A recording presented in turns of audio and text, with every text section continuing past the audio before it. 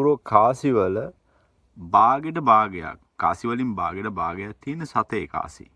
කියන්නේ යූරෝ කියන මුදල් ඒකකය පාවිච්චි කරන රටවල් වල විශේෂයෙන් ඉතාලියේ 7ට ලොකු වටිනාකමක් තියෙනවා. ඒතර යූරෝ කියන මුදල් ඒකකයේ කාසි 8ක් තියෙනවා. ඒකෙන් කාසි 6ක් 7 කාසි. මම මේ අහක් කරන කාසි සෙට් එක 7 කාසි වෙනවා.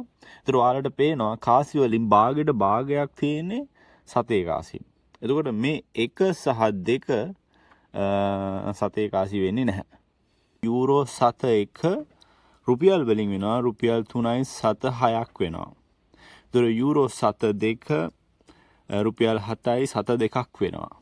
යූරෝ 7 18.715ක් වෙනවා. එතකොට යූරෝ 7 36.73ක් වෙනවා. එතකොට යූරෝ 7 රුපියල් වලින් 72.76ක් වෙනවා. ඒතර යූරෝ 7 රුපියල් 181.75ක් වෙනවා.